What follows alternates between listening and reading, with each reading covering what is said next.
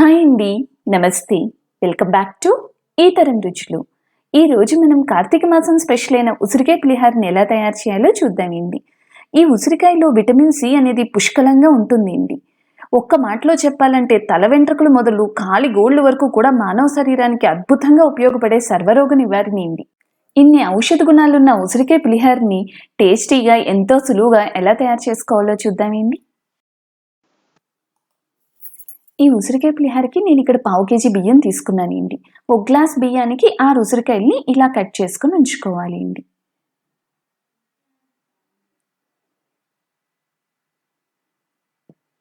ఇలా కట్ చేసిన ఉసిరికాయలన్నిటిని కూడా మనం మిక్సీ జార్లో వేసుకోవాలి.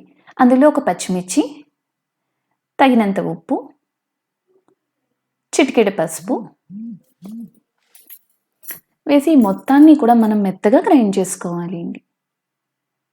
చూసారా, మనకి ఈ విధంగా మొత్తం కూడా గ్రైండ్ చేసుకోవాలి. ఇప్పుడు స్టవ్ వెలిగించి పాన్లోకి కొంచెం ఆయిల్ తీసుకోవాలి. ఆయిల్ కొంచెం వేడవగానే అందులో వేరుశనగ గుళ్ళు వేసి వేగనివ్వాలి.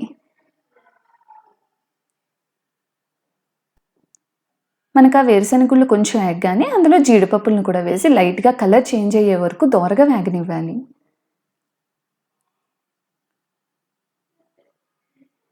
చూసారా, మనకి ఇలా లైట్గా కలర్ చేంజ్ అయిన తర్వాత ఇలా వేగించిన జీడిపప్పు వేరుశనగ గుళ్ళని తీసి ఒక గిన్నెలోకి పెట్టుకోవాలి.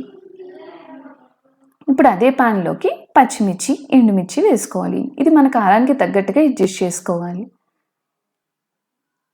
ఇవి కొంచెం వేగగానే అందులోకి 1 స్పూన్ శనగపప్పు, 1/2 స్పూన్ జీలకర్ర, 1/2 స్పూన్ ఆవాలు, కొంచెం కరివేపాకు వేసి ఈ తాలింపు మొత్తాన్ని మీడియం ఫ్లేమ్ మీద కలుపుతూ వేగనివ్వాలి.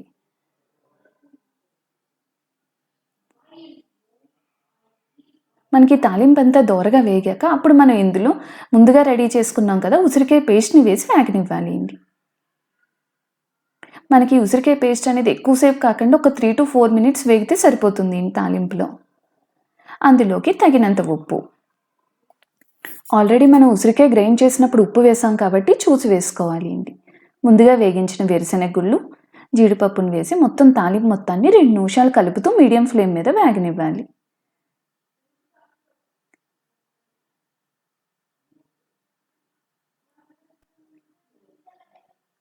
ఇలా ఒక్క 2 minutes వేగిన తర్వాత అందులోకి కొత్తిమీర వేసి స్టవ్ ఆఫ్ చేసేయాలి. ఆ వేడికి కొత్తిమీర అంతా మగ్గిపోతుంది.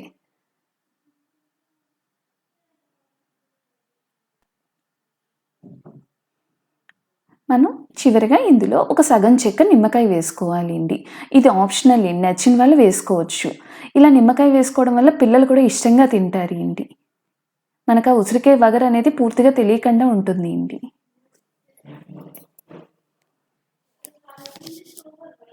ఇది మొత్తం చల్లారిన తర్వాత దాన్ని మనం ముందుగా ఉడకబెట్టుకున్న అన్నంలో వేసి కలుపుకోవాలి.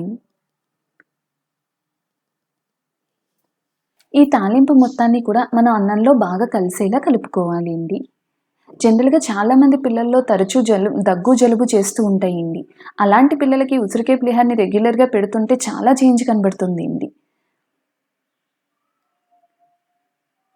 ఈ విధంగా మనం ఉసిరికాయ పులిహోర మొత్తాన్ని ఆ తాలింపు అంతా బాగా కలిసేలా కలుపుకోవాలి.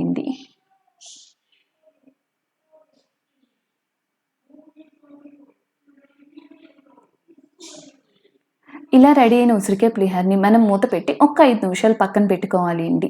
అంతే, ఎంతో టేస్టీ అండ్ హెల్దీ ఉసిరికాయ పులిహోర అనేది రెడీ అయ్యింది.